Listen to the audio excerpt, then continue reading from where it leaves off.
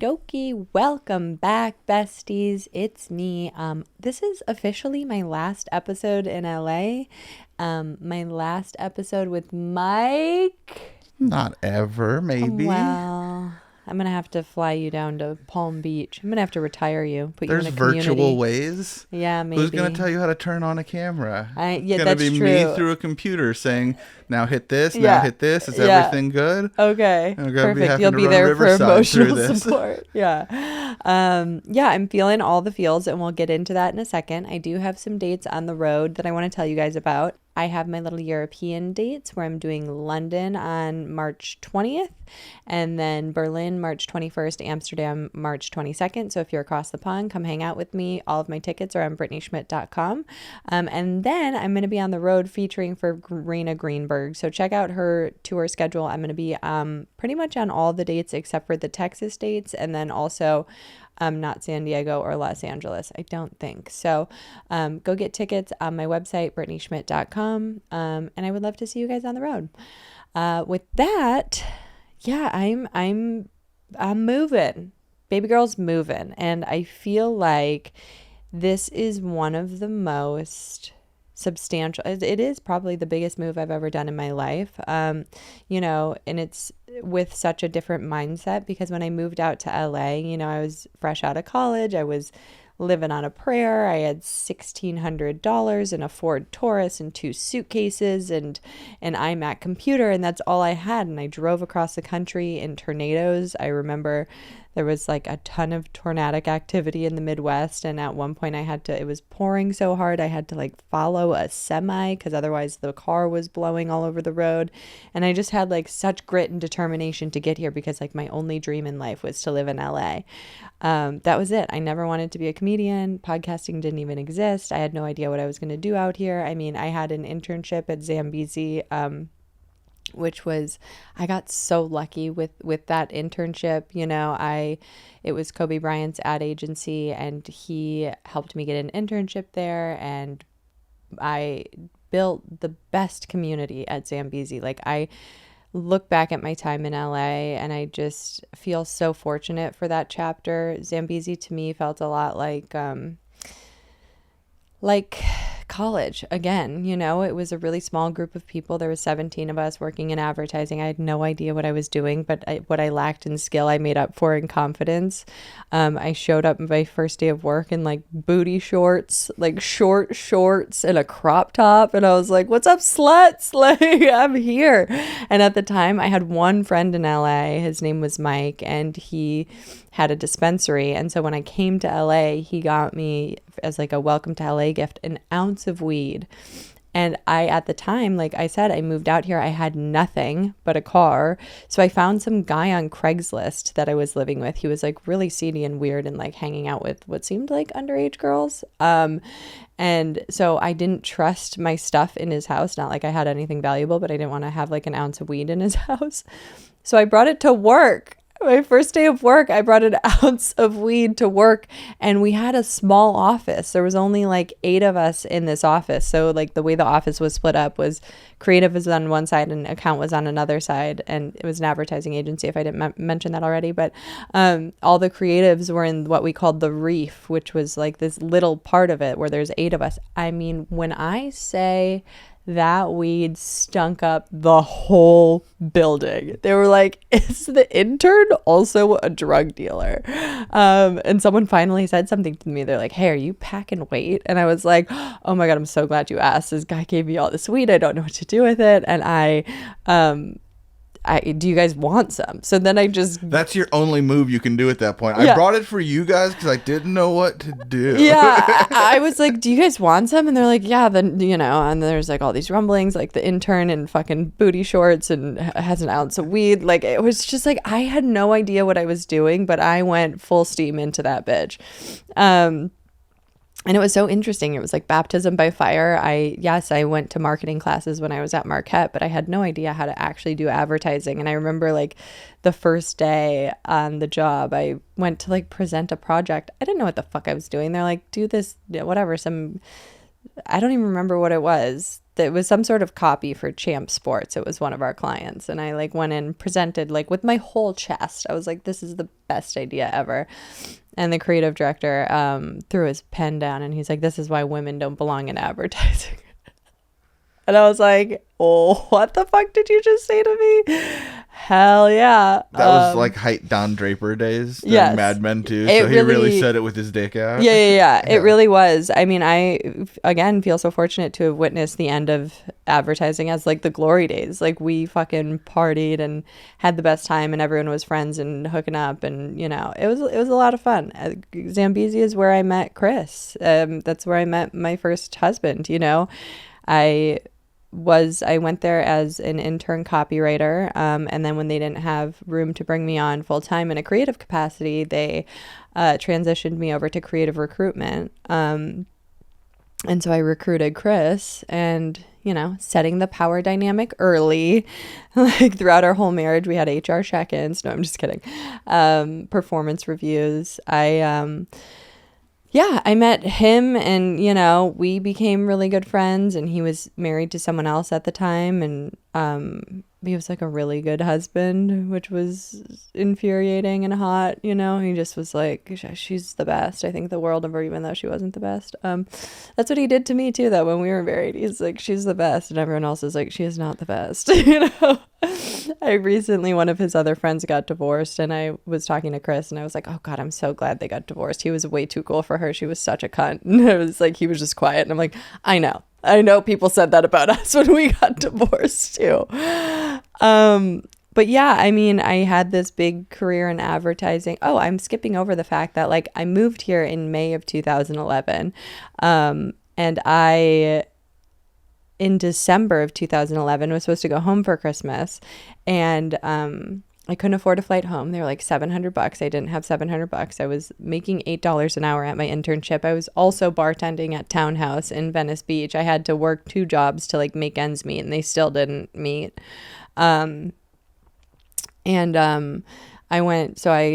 I couldn't fly home to Wisconsin for Christmas, so I went to go see my friend in Phoenix because her brother was playing a bowl game, or in Scottsdale, I'm sorry, whatever, tomato, potato. And her brother was playing a bowl game, and I was like, I'll go there. The flight's like $60. But at this point in my life, I would say my alcoholism is peaking. And so I get this $60 round trip flight to Scottsdale. I go to the airport. I get so drunk that I miss my flight. And then I had to rebook the flight, and then rebooking the flight was like an additional $300. So at this point, I should have just flown to Wisconsin.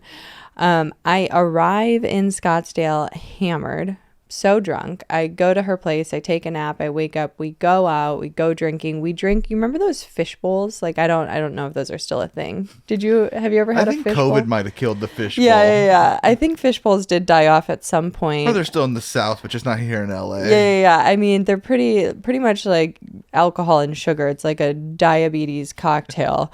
But I had a fishbowl margarita, which is good. If you've never seen one, just imagine a fishbowl and then fill it with margarita and put 1 straw in it. That's what I drank. I had a fishbowl margarita, and then we drove to the next bar. And then when we were at the next bar, I think I took like 6 shots of Jameson. The way I used to drink, I'm not bragging about it. It's alarming. Like when I bartended in college and was a cocktail waitress, I would take like 26 shots of Jameson in a night and be fine to drive. No, I'm just kidding. I was a great drunk driver. But no, so we get to the next bar, we take all these Jameson shots. At that point, my friend who I was visiting, Paige, her friend had came to meet up with us, and we were leaving. Paige like stumbled and dropped the keys, and I picked them up, and the friend was like, Paige, you can't drive. The DUI laws here are crazy. Like, if you get a DUI, you go to jail for a super long time. I was like, you fucking pussy. And I grabbed the keys. And I get in the car. And I make it a block. And I get pulled over. They were doing a sting. They had no reason to pull me over other than the fact that he saw Paige fall and me pick up the keys. Like, they were just doing a sting. And I got arrested for a DUI, and I didn't give a fuck. Like, I literally, I wish I could find that mugshot. They actually misfiled all of my paperwork. And I thought I was going to get off on the DUI for a minute because they misfiled it, but they lost the mugshot. I was smiling ear to ear like Justin Bieber, like the Cheshire cat. Is Cheshire? How do I say that? I think that's right. Cheshire It's not, cat. not Cheshire. quite my vernacular. Okay. Well, anyway, Alice in Wonderland, that cat, like ear to ear. Cheshire. Cheshire. Yeah, whatever. I was smiling ear to ear in my mugshot. The next day at the bowl game, I was just like, hey, what, like I was partying again. And everyone's like, didn't you just get a DUI last night? And I was like, yeah, it's fine. You know, I'm from Wisconsin. You can get 4 DUIs before they call your landline. And they're like, hey, knock it off, you know? So I didn't think anything of it. And I remember one woman being like, you're going to be in a world of hurt. And I was like, what? And then she was right. I thought for a minute I was going to get off. I ended up getting a lawyer, and she's like, yeah, they misfiled, and it was like 16 days or something to refile. And if they don't refile, you get away with it. And I was like, hell yeah, I'm going to get away with it. And when I got that news that night, I went out and celebrated. I partied because I was like, I'm going to get off on this DUI, da, da, da, da, da. And that was the night that I went to the Beverly Hills Hotel, and it was Grammy weekend. And I was partying with this guy, and he was with his friend Nick. And we, just kind of partied all night. It was me and a friend and him and his friend. And then in the morning, like the conjoining door opened, and this woman stumbled through and was, a mess. And I'm not going to get into a ton of details. She just needed like drugs. She was like, who has weed? Who has a cigarette? I need this. I need that. Her weave was falling off. She asked me to help her pick out an outfit for some big party she was going to. I had no idea what she was talking about. All of her clothes were tragic. Her hotel looked like a fucking bomb went off in it. And I got back, and the guy I was hooking up with was like, oh, you got to meet Auntie Whitney? And I was like, what? And he's like, yeah, that was Whitney Houston. And I was like, whoa. And I remember leaving the hotel, and I told one person. I told Brian from Zambezi. He was the guy. He's still one of my best friends. You met Brian the other day. Yep. Brian, one of my friends, mentors, one of the most important people in my life. I told him, I was like, weird morning. I just smoked a cigarette with Whitney Houston. I'll talk to you later. And then I went back because we didn't sleep all night, and I took a nap, and I woke up. And by the time I woke up, she had passed away. And that was like I don't know. There were so many moments in my career of drinking and using and partying where it should have been a wake-up call. Like the DUI should have been a wake-up call. That should have been a wake-up call. But I was so defiant, and I was so stuck in my alcoholism, and I was so sure that alcohol was not the problem. It was the solution. It fixed every single one of my problems. It was my only friend. It was the only thing I could rely on. It was the only thing that made me feel safe for so long. So when they ultimately did refile my DUI, and I did have to go to jail for 30 days because I had an extreme DUI. My blood was 0.18 when they took it.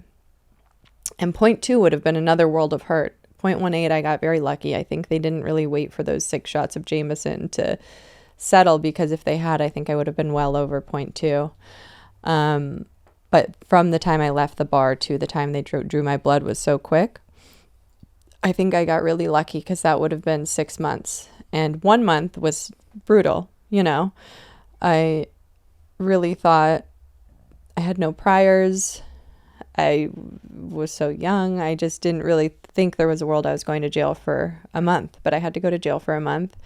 And again, you would have think that would have sobered me up. But what I looked at jail was like a new way to kind of game the system. And I wasn't willing to get well. Like I would go to work, and I had to have like my boss at Zambezi had to sign off like, we know she's going to jail at night for 30 days for this DUI. And they did that. And I'm so grateful, because that was like, let's talk about the window of how short that was. I got here in May of 2011. That happened in December. I was sentenced in February. I think I was in jail by July. Yeah, I was in jail by July, because that was when I snuck out of, they let you get out of work from 8 to 8 Monday through Saturday. And I would, at the 4th of July was in there, and I snuck out to go to a party. And that's when I went to that party, and I have a joke about it. I met Usher. Met Usher at the party. And so what year was all this going down?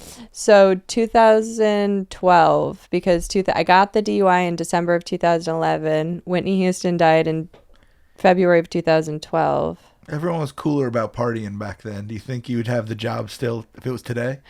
I think in advertising, yes. Advertising is a strange industry where they don't really take into consideration, like they don't care if you drink or do drugs. As long as it doesn't get in the way of work. I don't know. I also don't know that I would have the balls to approach a boss about going to, like, it's so embarrassing. And the fact that I felt no shame is a real red flag, you know? And speaking of not getting in the way of work, I would say being in jail for 12 hours a day is getting in the way of work for 6 months. Yeah, but it really was nice. I mean, like, it's as nice as jail could be. Like, you go from 8 to 8, you're able to leave Monday through Saturday to go to work. This is the Beverly Hills pay to stay, by the way. This is not normal jail. This is like the version of this, like, Epstein went to when he got in trouble the first time. You know, it's like, here's the thing about crime. If you're gonna put someone in jail for a crime and then you're gonna let them out, that's when they're gonna go commit the crime again. So I'm like, you guys are giving me a pretty generous window to commit crimes, you know? So what I did when I was in jail was I would leave work early. I would go back to my apartment in the morning at, like, I didn't need to be into the office until 9 or 9:30. So I would be able to get out at 8, which, by the way, you guys, I want to say this is before Uber existed. This is 2012. So maybe it existed, but it wasn't near the popularity. I remember I still had a BlackBerry at this time. I don't know how I could even get Uber on Yeah, a BlackBerry. that was pre-Uber for sure. It was pre-Uber, and I was in the middle of Beverly Hills, and my work was in Venice Beach, like as far west as you can be. It's like in one more cartwheel and you're in the ocean. So it was a far commute. So I was relying on friends driving me from jail to work, which was crazy that I had so many friends that were willing to do that. And then at one point, my friend let me borrow her car, and I was like, well, this is risky business because I don't have a license. But I was so arrogant and so pompous that I went into the Beverly Hills jail and like had them validate my parking, and I would drive drunk. And I'm not bragging about that because I don't think that's fucking cool. Like I was so defiant and I was so angry that I was in jail, and I thought it was the punishment didn't match the crime, even though now I do think it matched the crime. I think drunk driving is such a serious problem, but like at the time I just really didn't think so. I was like, you guys didn't even, I was like, the cop didn't even let me drive. He didn't even let me show him what I'm made of as a drunk driver, you know? And they're like, that's not the point. It's funny though, because I'm in the middle of this move and I had all this paperwork from my DUI that I've been hanging on to. It's like the jail release form, the actual police report of like things I said when they arrested me. They're like, have you had pills tonight? And I was like, yeah, a handful of random pills. I don't know what I thought that was I don't know if I thought that like taking Ativan would help my case. Like, I don't know really what I was thinking. And then they're like, how much have you had to drink tonight? And I'm like, 2 margaritas the size of your head. Like, I really was being like such an asshole, which is probably part of the reason they threw the book at me. But I really was just so defiant and such an insane alcoholic. Like there's no other way to put it. Like so I got out on the 4th of July and my friend picked me up and we went to a party in Malibu. And I remember as I was leaving, because I had to get back, Usher was at the party, whatever. It's not like that big of a name. It's not that big of a name drop. He's like, where are you going? And I was like, jail. And go ahead, Mike. I'm going to say My Way. What? My Way. What's My Way? My Way, Usher's biggest song. Oh. One of Usher's biggest songs. What's that song? I don't know that song. I want it my way. That one? That's not Usher. No. Okay. Anyway, so I wrote a whole joke about that. I mean, listen, some of my best comedy comes from my drinking days, but they were dark and they lasted a long time. I wish I could say that that was the end and I turned my life around after that. But I didn't. I kept drinking, kept partying. I nearly didn't get out of that jail sentence because on the last day, what? Are you going to play it? No, if you want me to, I can. Can you play it? Yeah. Oh, it's got the whole skit first. This is one of his first hits. You don't remember this one? I'm old. Aww. Hang on. We gotta get into it. I gotta hear it. Oh, yeah. Yep. Okay, gotcha. Yep. So anyway, what was I saying? I forgot. Saying Mike's 100 years old. Mike's 100 years old. No, I like I said, I wish I would have pivoted at that point and quit drinking, and I didn't. I almost drank more. I almost drank I was like, fuck the system, fuck this, fuck that. Also at that point in my life, that was the last time my mom and I ever spoke.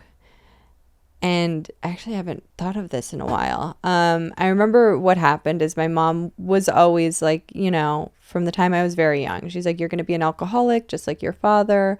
And alcohol was one of the biggest cruxes in our relationship, is that she wanted me to quit drinking and I drank at her.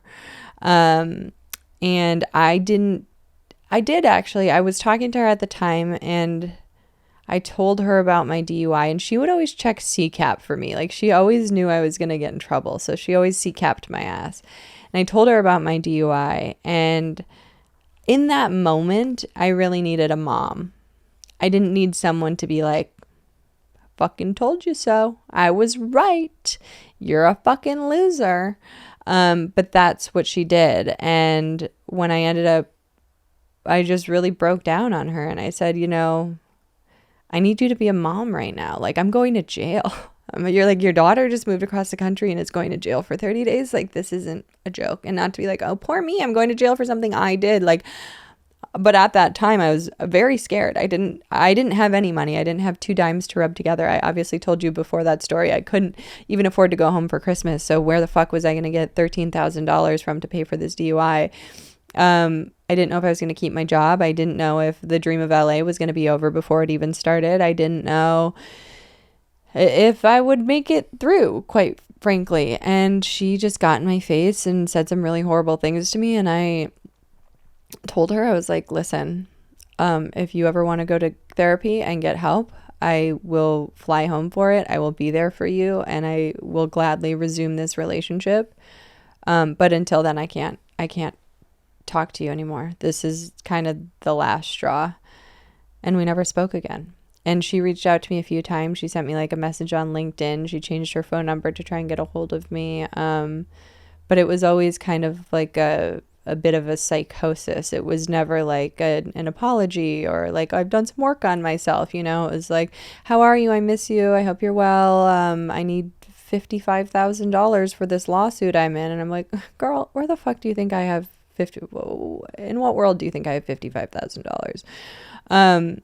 So yeah, it was a big end of a chapter there with that DUI. And then afterwards, I would say one of the best things that came of it was I was in such a dark place and I was so deeply depressed. And like I said, I almost didn't get out of that jail sentence, because on the last day I got out, it was a Saturday, and I remember my friend was in town because she had just got cut from the Olympics basketball team. She was supposed to be in the Olympics, and the last minute they cut her. So she came and she was like distressed, and she was staying at my place while I was in jail. And so on the last day, I got out and we got hammered and we went and got tattoos. And on my way back to jail, I was so drunk I forgot where I was going. And again, this is not a time where I had navigation or GPS. I had my brain to remember how to get from Venice to Beverly Hills, and I got lost.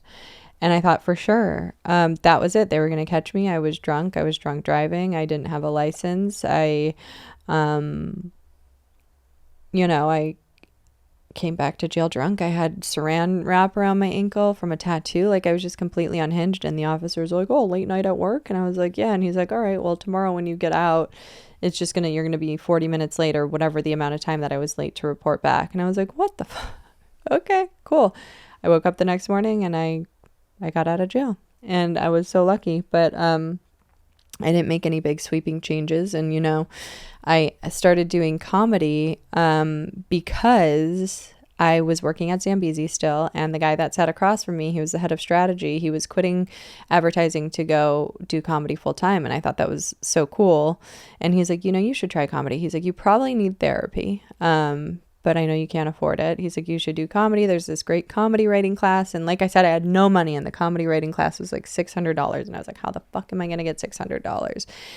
And I remember I like lied to one of the basketball players I was hooking up with. And I was like, I need fucking, I don't know what I said, like new furniture or something legitimately I important. need Plan B. It's $600. Yeah, I need $600 Deal. worth of Plan B. Yeah, I need an abortion. Yeah, so I ended up getting money from him, and I did comedy, and I remember it being like the most rewarding and challenging 3 months ever. And when I finally got on stage for the first time and I did stand up, you know, the comedy coach that I have worked under for the last 12 years he has an adamant and strict no drinking, no drugs policy. So when you're working in class and when you go to perform, you can't drink and you can't do drugs. And I think I needed those really strict rules, otherwise I would have. And I remember the first time I did stand up was like the best. It was the best day of my life. I wish I could bottle that feeling and recreate it. I was like, oh my God, I know what I was put on this earth to do.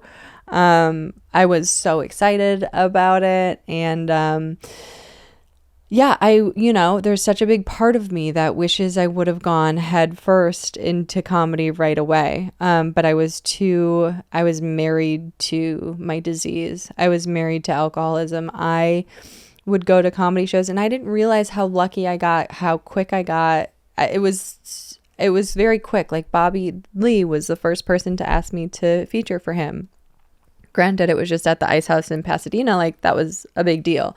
I was getting booked on shows with Damon Wayans, Senior and Junior, Theo Vaughn, Neil Brennan, Eliza, like big names right away. And I was doing well, and I was holding my own, but afterwards I would get hammered, and I would I would hit on the male comics, and like I wasn't a professional. And I remember one time this woman, she was my neighbor at the time, and she was just like fascinated by comedy, and she took pictures, and she came to take some pictures, and she saw me afterwards get drunk, and she was like, you're at work, you need to act like it. And I was like, no, I'm not. This is just like something I do for fun. And she's like, okay, then it's always just going to be something you do for fun. She's like, but this could be your work. And I remember that kind of like sat with me. And throughout my drinking career, things sat with me where people like looked me in the eyes and said, hey, you have a problem. I remember Neil Brennan told me that. He's like, you're an alcoholic. And I was like, I'm Brittany. I don't even know your name. What are you talking about?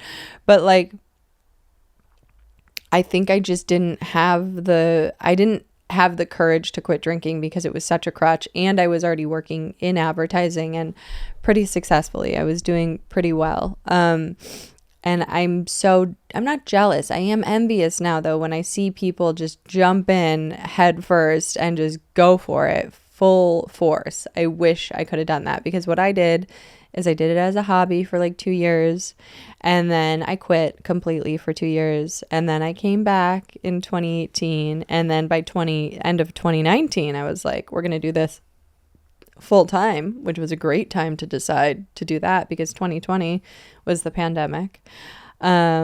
2021 I shot my first special, you know what I mean? Like, but it took me so much longer because I was so in my disease. And I think those years that I took not doing comedy, I needed those. I needed to like fall in love for the first time and experience that romantic partnership that I had with Chris that was so wonderful and healed a really deep wound in me. Chris and I ended up getting married after dating for 2 years, and he's wonderful. Like I cannot say enough good things about that man. He is the funniest person I've ever known. He is so kind. He's so compassionate. Is he perfect? No, none of us are. But just a really, really wonderful person. And I think, that marriage was such a big part of my experience in LA. We were together for 8 years, married for 6, and that's a big chunk of time, all in. I've been here 15 years, so over half of that. Well, it'll be 15 in May, so I won't even make it to 15. It'll be 14 and a half. But yeah, that marriage was such a learning experience. I married him, and then my mom, ultimately ended up committing suicide, which was a surprise to everyone but me. And I will say, when she committed suicide, I felt relief. I felt really happy that she was going to be happy for the first time, because I knew she couldn't find it here. And so much of the profound healing that I've done with that relationship has come post-mortem, because while she was alive, I couldn't find it in myself to forgive her. And she still felt like an active villain. And when she left, I finally was able to kind of take a look at her and start to do some real healing, some very profound healing. And one of those things was, so when my mom died, I told myself, I was doing this negotiating thing with myself at that time where I'm like, all right, I'm going to wake up and I'm going to decide if I want to drink, and whether I do want to drink or whether I don't want to drink is fine. I just have to stick to it. And I realized pretty quickly I wasn't in control, but I told myself, the last thing I told myself was, I'm not going to get drunk at my mom's funeral. It's not the time. And so I didn't. I got blackout. And I woke up the next morning and I was with some friends and a cousin, and I was like, last night was pretty good, right? And they're like, yeah, like you were crying on the bar. And I was like, oh my God, I don't want this. I don't want this to be my life. I don't want to not know what I did the night before. I want to be in control again. And so I remember waking up and deciding definitively I'm going to be done drinking right after this mimosa. Right after this mimosa finishes up. No, but I quit drinking, and I think that was probably one of the most profound changes of my life. I quit drinking in a way that, like, I quit drinking, but I was still smoking weed. And then once I started when I quit drinking and started smoking weed, I smoked weed 24/7. I couldn't be with myself. It's Mr. Manhattan. I couldn't be with myself. And, I, was just like smoking myself dumb every single day. And then I had a friend in the program say, like, you're not actually sober, after I told her I was sober. And she's like, do you still smoke weed? And I said, yeah. And she's like, who are you that you're so afraid to be with yourself? And I was like, what the fuck was that question? What kind of an attack of a question is that? So that next day, out of defiance, got completely sober. And I stayed completely sober for 3 years. And those first 6 months of like real actual sobriety were the hardest 6 months of my life. The hardest. I didn't even know prior to getting sober that I was depressed. I thought I was fine. I didn't know I had anxiety. I didn't know I had depression. All of it came flying forward. And they say, and I've said it before and I'll say it again, like, drinking and using is like driving in a station wagon, and every time something happens you just throw it in the back. Getting sober is like slamming on the brakes. Everything comes forward, it flies to the front, and you have to deal with it.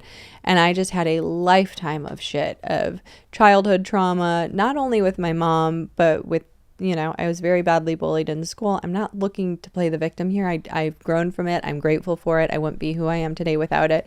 But I had a lot of work I had to do. I had a lot of resentment. I had a lot of anger. I had a lot of sadness. And imagine getting married and then your wife gets sober and turns into the saddest version of anyone you've ever seen. I commend Chris so much for sticking with me through those times, because it wasn't easy. And I think both of us went back and forth supporting each other on the journey of life, but I would say getting sober was a reckoning. It was a motherfucker. And, like I said, I've gone back and forth on full sobriety a few times, but like those 3 years, changed my life. I found transcendental meditation. I started journaling. I started doing all of this work on myself. Ultimately the marriage did, kind of run its course. We were growing in different directions. I think I was so profoundly broken. I couldn't be the partner that I needed to be. And I think he had things about himself that he wasn't willing to work on at the time.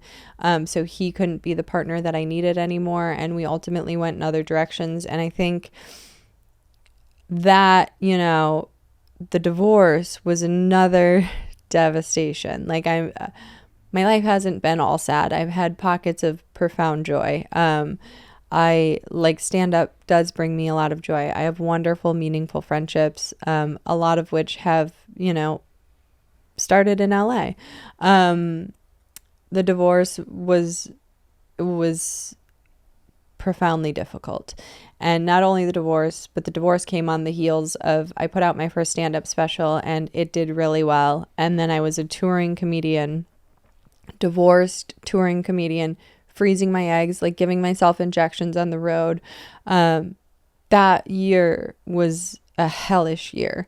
And I think a lot of people don't understand why I don't like that second special so much. Horny. It's because it was the product of that year. I can see the sadness all over my face. And I just know that I was trying to make jokes when I wasn't in a really great place.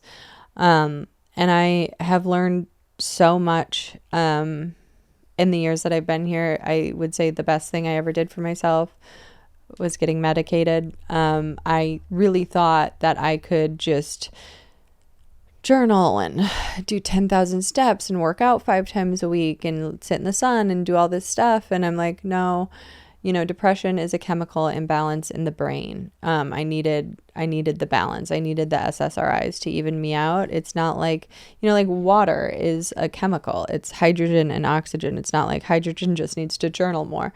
It's like I've done a lot of work on myself in this town. I feel like I am in a place of peace. I have learned a lot. I've grown immensely, and I am sad for my living here to be over, but I know so much of my life will always be here. I know I will always have friends here. I know it's a place that's always going to feel like home when I come back. And yeah, I did like a ritualistic burning of everything. Like I got all of my divorce papers and all of my DUI papers and everything that reminded me of this like kind of heavy past, and I put it in my fireplace and I burned it. And then my cunty neighbor called the fucking fire department and we had 13 firefighters show up. I talked about this on the last episode, right? Or did I not? I think so. Or at least we were talking about it with Craig. But oh yeah. Whether or not you're allowed to burn your trash in the fireplace is debatable. Right. So apparently I committed a crime, and I had 13 firefighters show up, and they knocked on my door, and they're like, "What are you burning?" And I was like, "My divorce papers and my DUI papers. Any questions? Any other questions?" And they're like, "No." They're like, "Next time, don't burn trash." And I was like, "Well, my life's been trash, I was just trying to burn it, just trying to pretend it never happened." No, I'm not trying to pretend any of this never happened, and I do have like a heavy heart moving away, but I am so excited for this fresh start. I have never gotten rid of more clothes or like stuff in my entire life. Like since I've moved as an adult, I've just kind of like thrown everything in boxes and moved it to the next place. But this time I'm going through everything one by one. Like, do I need it? Does this bring me joy? Like Marie Kondoing this shit and throwing so much away. I had a huge sale. Some of you guys showed up. Thank you for coming and buying my trinkets. I had a huge sale. Sold pretty much all my furniture. Mr. Manhattan and I are completely starting over, which is so exciting. I've never done that before in my life. I'm scared. I'll be honest. I'm scared. I'm excited. I think, what is it? It's the year of the horse this year, which is, I think it's a good year for change. I don't know. Is any of that shit real? I don't know. So yeah, I am excited. However, I did start watching the Palm Beach. You guys all were DMing me about this members only show on Netflix. It's about like the Palm Beach elite, whatever. And I started watching it. Woof. What a dump. I mean, these ladies are deep as a puddle, and they all just think they're like super important, and they're old and they have bad work done on their face. And I'm just like, what I want to do in the next life? I want to be a beauty consultant where I like can see someone and I'd be like, here's what you need to do to your face to make it look better. Cause I like putting the puzzle together when someone's like a little off and I'm like, wait, no, if this goes here, that goes. I like that. There's so many people, like there's a beauty broker on Instagram. I want to be her in my next life, because just looking at someone and being like, shift this slightly and everything will look so much better. I do this to my friends all the time. Whether or not they like it, I don't really care. I always tell them, I'm like, you gotta like fix that. You gotta do that. But not like, not super invasive stuff, just like little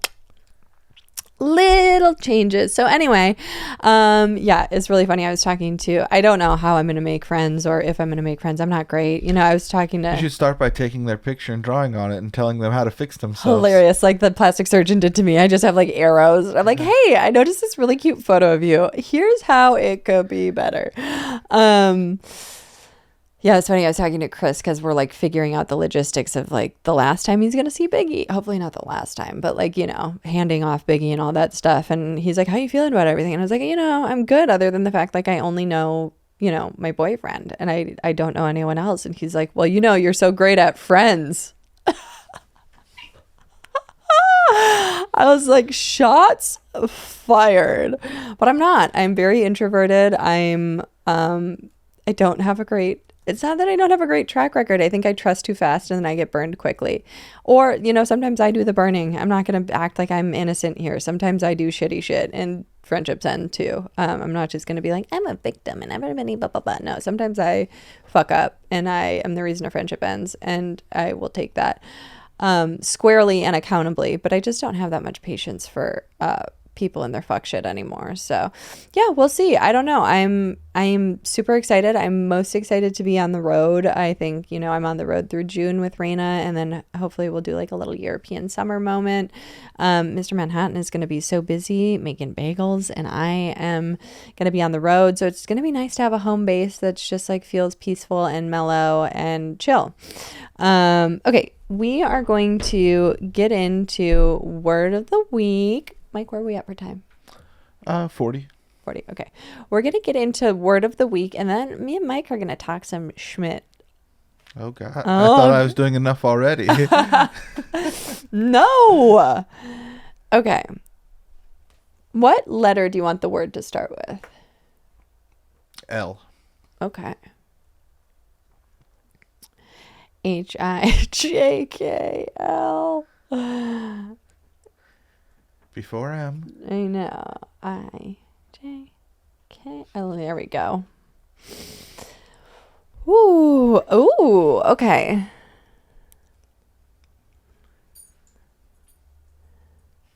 Ooh, do you know lascivious? I do not. You don't? Lascivious is a good one. LASCIVIOUS. Lascivious. It's an adjective. It means wanton or lustful. That which excites sexual desires is lascivious. Grandmother Jones, upon being informed that the dancers at the club had done a can for us, denounced such lascivious goings on. Lascivious. Someone's taunting somebody.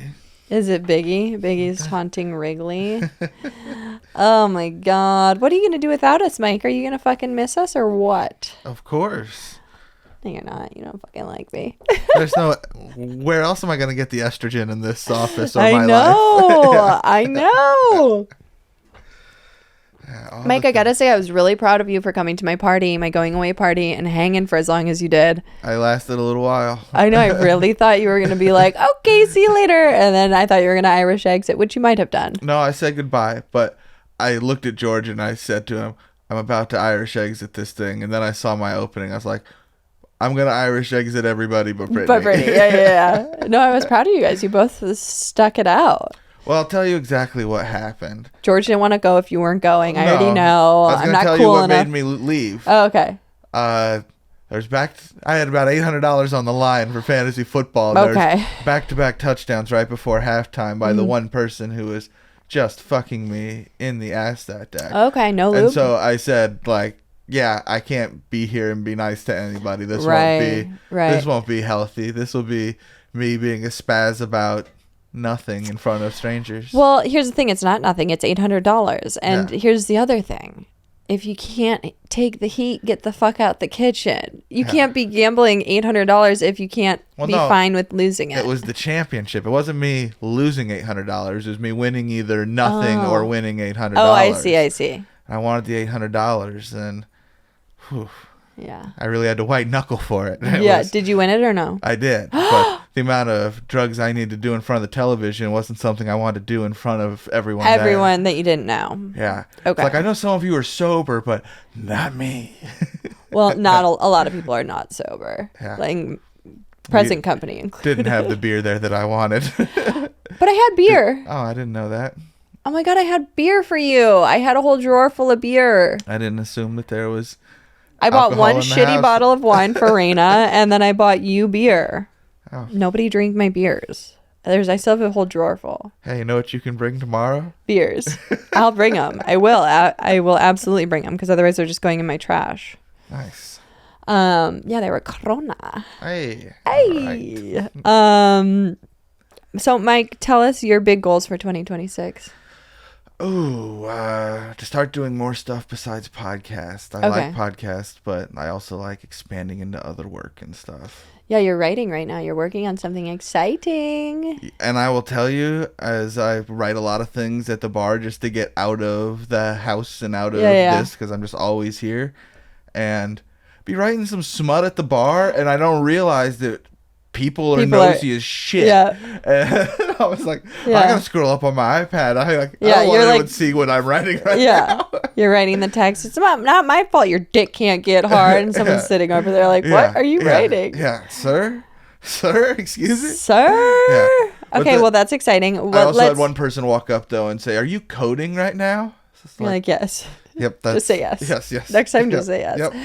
Yep. Do you want an accountability buddy? For writing? To get it done? Okay, I thought you were talking about like for drinking or drugs or something. Oh, yeah. Yeah, you're like, I am accountable. Yeah. I will drink and drug. I drink 3 beers and I get my pages done at the bar. It's a very clean system and it is excellent. It's a very clean system. If anyone wants to find Mike, he's at what bar? Pins Bowling Alley, and I'd go there because nobody's there. Okay, well, go find him. It's like 75 seats and about 3 people in there. Everyone else is on the other side bowling. Can I tell you, when I was in Connecticut, we went bowling on Christmas, and I am not a good bowler at all. But I had one game where every single, all 10, Pins. all 10 because it's rounds, right? Like 10 frames. Attempts, whatever. I either got a strike or a spare. Nice. Except for 2 of them. So 8 out of 10, that's pretty good. Yeah, that's like that's almost 200 probably. Yeah. Somewhere up there. Well, it was close. Yeah. It wasn't quite, but. Yeah. It's hard to get to 200 though. Yeah. It was very exciting for me. I was like, well, I didn't know that I was so good at this. Yeah. Do you bowl or do you just write? No. I don't. I have never bowled there once. Really? Yep. Such an interesting place to go to drink if you're not going to bowl. I knew a person at a different bar, and then she started working at that bar. Mm-hmm. And I go where they don't charge me for beer. Oh, I see you. My dad used to work at a bowling alley, and he got really mad once, and he threw the pin down, and it bounced back up, and it hit him in the face and knocked his front tooth out. Oh, Charlie's front tooth is fake. Charlie and I, we got into it. Did I tell you he called me and told me my comedy is not funny? Oh, I was there that day. Oh yeah, I was. Yeah. Oh yeah, I almost canceled the whole party. I remember the fallout. Yeah, no, he called. He apologized. He called. He's like, I'm sorry. He was like confused, and I have this joke. It's an old joke about how when he gets drunk, he says the N-word, whatever. And he's just like, I was at the job site and this guy came up to me and started talking to me about it. And I was like, what if the guy over there hears it? And I'm like, you just say it's fake. You just say everything I'm saying is fake. And he's like, well, the other joke I didn't like is the one about you having abortions. I was like, I've never had an abortion. That's fake. I'm just talking shit. Comedians get on stage and lie. Yeah. But yeah, so we're better now. He felt bad that he made me so upset. The amount of dudes who'd be arrested for crimes if they the things they say on podcasts that didn't happen. Oh my god! Like I sit here watching other people's clips and stuff, and sometimes some famous people's clips, and I'm just listening. I'm like, somebody's done that, but you haven't done that. Right. Yeah, I listened to one recently of a guy talking and then we all trick these guys, and then if we don't like them, we'd all beat them up and just jump these guys like it was a regular thing. I was like, you and your frat guy. It's like I'm looking at this guy. It's like someone does that.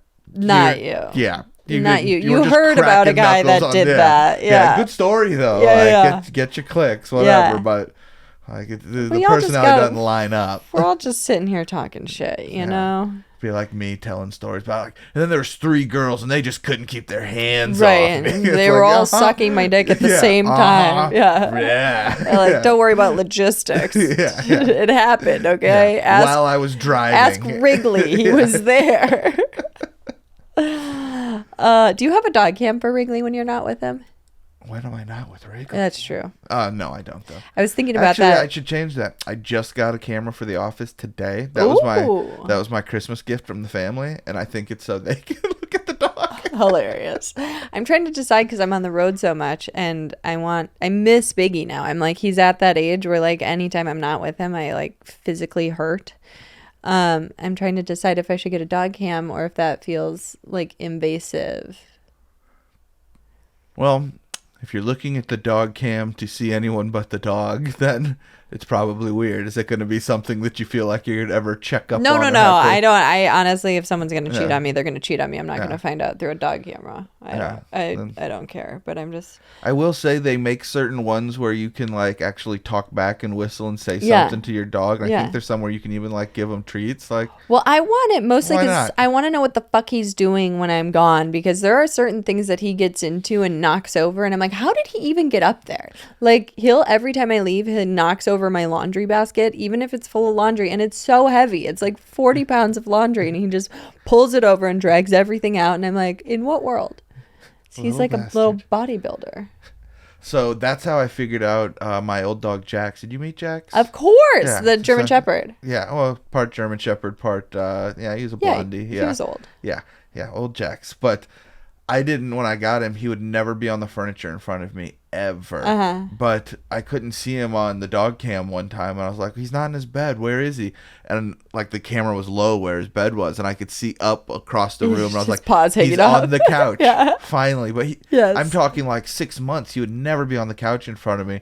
So I had to teach him. I was like, I know you're getting up on the couch. Get up here with me, dude. Like, I want Right. you to be on the couch with Right. me. I'm not trying to lay on the floor with you. There's Right, nobody right, else right, here. Come right. on, dude. Come hang out. Yeah. Oh, he was But so I had sweet. to like trick him, and then once he was old enough to not hear me coming up the stairs and surprise him, I'd be like, "I see you on the Yeah. couch. I got you." Got you. Yeah. Oh my God. Okay, so you're gonna write more this year, less podcasting. Great. Are you gonna try and get back into making movies? Yeah, well, I don't know if the movie part's gonna work. It might be more of like TV pilot and try and go that route. Because Yeah. I think making a show, like I told you, I want to have Yeah, yeah. OnlyFans fund my first Yes. project, and they need to go into that work because it's a write-off for OnlyFans. them. Like, Yeah. we could lose all the money, and it would still just go under their taxes. Like, Right. who needs HBO to finance a project when OnlyFans has more money than HBO? HBO Right. doesn't exist. They just got bought by Netflix. What are Right. we talking about? Did they? Yeah, well, Warner and everything. So that's all under the Netflix arm now. So, yeah. So it's a whole new Damn. world when it comes to, like, actually making shit. So, It's a whole new world. yeah. So, gonna try and get them to fund half and maybe fund half privately and... yeah, OnlyFans would fund all of it. potentially. Sometimes you got to get something in the can and have a little something going just to prove it to them. I don't know. I wonder how It my depends. special's doing on there. I wonder if I would have any pull to go present with you. Potentially. We can figure that out. You can build a little package of people in there. But the trick is, whoever the main girl is, like, she can't have an OnlyFans account and be an OnlyFans girl because Girl. they need to see her on our show. Or else everyone will just go to the girl's OnlyFans account that we won't be able to compete with. Yeah. Okay, you've got your work cut out for you because like 78% of girls are on OnlyFans or something crazy. But Yeah, it'll be tough. yeah. Okay, Mike. Well, everyone is so sad to lose you. Have you seen the comments? I'm like not much of a comment reader, but I've been reading on this one because it's like my baby. Everyone's like, it's a huge fuck up to lose Mike, and I'm like, you think I don't know that? You think I'm not leaving behind something very valuable? Lose is just such a strong word. Right. Like, if I'm going somewhere, it's like, I know. I'm here. I know. Yeah. There's this thing called the internet. I know. Yeah. These cameras plug in with a USB straight into the computer, and then I can see you. There we go. It's not. Mike's it's not going crazy. anywhere. Threat. Any last things you want to say to the besties before we go? Be nice to each other as we move forward. The internet's a crazy, weird, mean place, and there's no reason to get online and spill and take out your crazy on others. Like, we all like comments and we all want the likes and engagement and all of that because that's what makes us think the internet's run on. But really, a lot of the over commenting and over sharing and over everything is just so negative. I'm almost like, even the people who do comment, I'm like, oh, are you insane? I don't know. Yeah. Like, so the internet doesn't exist. It's a lot of trolls. It's a lot of crazies. Don't over-engage negatively, and be a nice person when you're on the internet. Be a nice person. It's really not that hard. And or be a nice person, period, not just on the internet. In life, be a nice person. It is funny. Trolls are funny. I mean, they're funny. You got to give it to them. They're wasting a lot of energy just to put negativity towards someone that's like trying to do something productive. But I laughed at this one recently with my latest special. Someone made a Reddit thread being like, how did you guys like Brittany Schmidt's new special? And then nobody responded. And then they're like, I'll go first. I didn't like it. I really laughed. I was like, imagine hating someone so much. You start the thread. You wait there for people to give a fuck. Nobody gives a fuck. And you're like, I'll go first. I fucking hate it. Oh my God, you guys, be kind. Mike, I love you so much. Thank you for everything you've done for the show. I'll miss you. I'll miss you. But it's what do they say? It's not goodbye. It's see you later. Sure. All right, guys. All right, besties. Love you so much. This is my last episode filming from LA. So the next time you see me, maybe if everything goes according to plan, I'll be in Palm Beach in my apartment filming there. And Mike will be there virtually if everything goes according to plan. And Biggie will be there also. Okay. I love you guys. See you next week.